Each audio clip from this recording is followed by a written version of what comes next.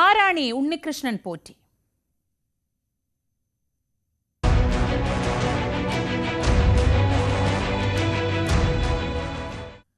ശബരിമലയിലെ ദ്വാരപാലക ശില്പ വിവാദം വലിയൊരു രാഷ്ട്രീയ പോരായി മാറുകയാണ്. എല്ലാ പ്രശ്നങ്ങൾക്കും കാരണം ഉണ്ണികൃഷ്ണൻ പോറ്റി എന്ന നിലപാടിലാണ് ഇപ്പോൾ സർക്കാർ. പോറ്റിയുടെ ഇടപെടലുകൾ ദുരൂഹമെന്ന് മന്ത്രി വി.എൻ. വാസവൻ പറയുന്നു. എന്നാൽ ഉണ്ണികൃഷ്ണൻ പോറ്റി ആരുടെ ബെനാമി എന്ന ചോദ്യമാണ് പ്രതിപക്ഷ നേതാവ് ഉയർത്തുന്നത്. എന്തായാലും ഇനി ഏവരും ഉറ്റുനോക്കുന്നത് കോടതി നേരിട്ട് നടത്തുന്ന അന്വേഷണത്തിലേക്കാണ്. ടി.ജി. സജിത്ത് വിശദാംശങ്ങൾ നൽകും. പുറത്തുവന്നതിനേക്കാൾ വ്യാപ്തിയുള്ള വൻ വിവാദമായി ശബരിമലയിലെ സ്വർണ്ണപീഠ വിവാദം വളരുകയാണ്. ഇതുവരെ വന്നതല്ല ചിത്രം. ഇതിൽ സർക്കാരിനും ദേവസ്വം ബോർഡിനും മുന്നിലുണ്ടാവുന്ന വെല്ലുവിളി ചെറുതല്ല. അന്വേഷണത്തിലാണ് ഇക്കാര്യങ്ങൾ വ്യക്തമാവേണ്ടത്. സർക്കാർ ഇപ്പോൾ ഈ വിഷയത്തിലെടുക്കുന്ന നിലപാട് ഇങ്ങനെയാണ്. ഇക്കാര്യത്തിൽ അന്വേഷണം നടക്കട്ടെ. ഉണ്ണികൃഷ്ണൻ പോറ്റിയാണ് വമ്പൻ ഗൂഢാലോചന നടത്തിയത് എന്നതാണ് സർക്കാരിൻ്റെ വാദം. എല്ലാം അന്വേഷണത്തിൽ വ്യക്തമാവട്ടെ എന്ന് ദേവസ്വം മന്ത്രി നിലപാടെടുക്കുന്നു. പക്ഷേ പ്രതിപക്ഷം കടുത്ത നിലപാടിലാണ്. ഇക്കാര്യത്തിൽ ഗൂഢാലോചന നടന്നിട്ടുണ്ടെങ്കിൽ അതിന് സർക്കാർ ഉത്തരവാദിയാണ്. ഉണ്ണികൃഷ്ണൻ പോറ്റി ആരുടെ ബിനാമി എന്ന ചോദ്യമാണ് ഉന്നയിക്കുന്നത്. ഒപ്പം സർക്കാർ ഇക്കാര്യത്തിൽ കൃത്യമായ മറുപടി പറയണമെന്ന് കോൺഗ്രസും ബി.ജെ.പിയും ഒരുപോലെ നിലപാടെടുത്തു കഴിഞ്ഞു. അയാൾ പല രൂപത്തിൽ വിദേശത്തു നിന്നും സ്വദേശത്തു നിന്നും വരുന്ന, സംസ്ഥാനത്തിന് വെളിയിൽ നിന്നും വരുന്ന ഭക്തന്മാരെ പല രൂപത്തിൽ ചൂഷണം ചെയ്തിരുന്നു എന്നാണ് ചില സൂചനകൾ ഇപ്പോൾ വന്നു തുടങ്ങിയിട്ടുള്ളത്.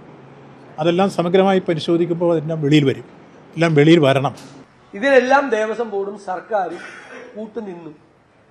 അയ്യപ്പന്റെ സ്വർണ്ണം അടിച്ചു മാറ്റിയ ആളുകളാണ് അയ്യപ്പ സംഗമം നടത്തിയത്.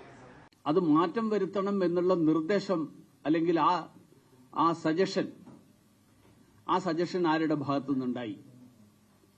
അതിൽ ദേവസ്വം ബോർഡ് ഈ കാര്യങ്ങൾ ആരുടെ റിപ്പോർട്ടിന്റെ അടിസ്ഥാനത്തിലാണ് തീരുമാനമെടുത്തത്?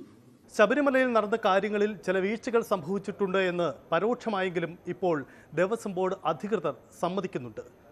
2019 ദേവസ്വം ബോർഡ് പ്രസിഡന്റായിരുന്ന എ. പത്മകുമാർ തന്നെ അവിടെ ചെമ്പുപാളിയാണ് കൊണ്ടുപോയത് എന്ന കാര്യം ആവർത്തിക്കുന്നു. അങ്ങനെയെങ്കിൽ വിജയ് മല്യ സ്വർണം പൂശിയ ആ പാളി എങ്ങനെ ഇപ്പോൾ ചെമ്പുപാളിയായി എന്ന വിശദീകരണം നടത്താൻ ഇവർക്ക് എങ്ങനെ കഴിയുന്നു? ഇവിടെ പറ്റിയ പിഴവ് ആർക്കാണ് എന്ന ചോദ്യം കൂടിയാണ് ഉണ്ടായിരുന്നത്. ദേവസ്വം മാനുവൽ അനുസരിച്ച് വേണം കാര്യങ്ങൾ നടക്കാൻ. പക്ഷേ അതിലൊരു പിഴവ് സംഭവിച്ചു എന്ന കാര്യം പരോക്ഷമായി ഇവർ സമ്മതിക്കുന്നു. അങ്ങനെയെങ്കിൽ എല്ലാം ദേവസ്വം മാനുവൽ പാലിച്ചുകൊണ്ടാണോ നടപടിയെടുത്തത് എന്ന ചോദ്യം ഉന്നയിക്കുന്നത് എ. പത്മകുമാറാണ്. അതേസമയം വീഴ്ച വരുത്തിയവർക്കെതിരെ നടപടി ഉണ്ടാകുമെന്ന കാര്യം പിന്നീട് ദേവസ്വം ബോർഡ് പ്രസിഡന്റ് കൂടിയായ അനന്തഗോപനും നിലപാടെടുത്തു കഴിഞ്ഞു. ശബരിമല വിട്ടിട്ടോ അല്ലെങ്കിൽ ശബരിമലയ്ക്ക് ദോഷം ഉണ്ടാകുന്നൊന്നും എൻ്റെ ഭാഗത്തുനിന്ന് ഉണ്ടായിട്ടില്ല. ആരുടെയെങ്കിലും ഭാഗത്തുണ്ടായിട്ടുണ്ടെങ്കിൽ തീർച്ചയായിട്ടും കർശനമായിട്ടുള്ള നിയമ നടപടി സ്വീകരിക്കണം. കാരണം മുൻ പ്രസിഡന്റ് ചെയ്ത ഒരു കാര്യം അത് ചിലപ്പോൾ അദ്ദേഹത്തെ സംബന്ധിച്ചോ അദ്ദേഹം ശരിയായ കാര്യങ്ങളായിരിക്കും ചെയ്തിരിക്കുന്നത്. അപ്പോൾ അതിലെന്തെങ്കിലും പെശകുകൾ ഉണ്ടെങ്കിൽ അത് പരിശോധിക്കുകയും കണ്ടെത്തുകയും ചെയ്യാമെന്നല്ലേ ഉള്ളൂ. ശബരിമലയിൽ ഗുരുതരമായ ക്രമക്കേടുകളും പിഴവുകളും സംഭവിച്ചിട്ടുണ്ടെന്ന് വ്യക്തമാണ്. 1999 സ്വർണ്ണപ്പാളി പൊതിഞ്ഞ ഇടം പിന്നീട് എങ്ങനെ സ്വർണം പൂശാനായി വിട്ടു നൽകാൻ 2019 ഒരു ഓർഡർ വെക്കാൻ ദേവസ്വം ബോർഡിന് കഴിഞ്ഞു. അവിടെ ഗുരുതരമായ പിഴവ് പറ്റിയത് മറ്റ് ചില കാര്യങ്ങൾ കൂടിയാണ്. എങ്ങനെയാണ് കൃത്യമായ ദേവസ്വം മാനുവലുണ്ട്. ദേവസ്വം ക്ഷേത്ര പരിസരത്ത്, ശബരിമല ക്ഷേത്ര പരിസരത്ത് വെച്ച് തന്നെ ഈ നിർമ്മാണ പ്രവർത്തനങ്ങൾ നടത്തണമെന്ന് കൃത്യമായ വ്യവസ്ഥയുള്ളപ്പോൾ ഇത് പുറത്തേക്ക് വിട്ടുകൊടുക്കാൻ എങ്ങനെ നടപടിയെടുത്തു? ഇതിൻ്റെ നടപടിക്രമങ്ങൾ പാലിക്കപ്പെടാതെ പോയതിന് പിന്നിലെന്താണ്? എങ്ങനെയാണ് ഉണ്ണികൃഷ്ണൻ പോറ്റിയെ ദേവസ്വം ബോർഡ് വിശ്വാസത്തിലെടുത്തത്? എന്തുകൊണ്ട് കോടതി ഇക്കാര്യം അറിയിക്കാൻ പോലും തയ്യാറായില്ല എന്ന ഗുരുതരമായ ചോദ്യമുണ്ടാകുന്നു. ഏറ്റവും ഒടുവിൽ സ്വർണ്ണപ്പാളികൾ ഈ നിർമ്മാണത്തിന് ശേഷം തിരികെ കൊണ്ടുവന്നപ്പോൾ അതിൻ്റെ തൂക്കം കൃത്യമായി പരിശോധിക്കാൻ പോലും തയ്യാറാവാത്തത് എങ്ങനെയാണ്? ഇങ്ങനെ ഉയരുന്ന നിരവധി ചോദ്യങ്ങളുണ്ട്.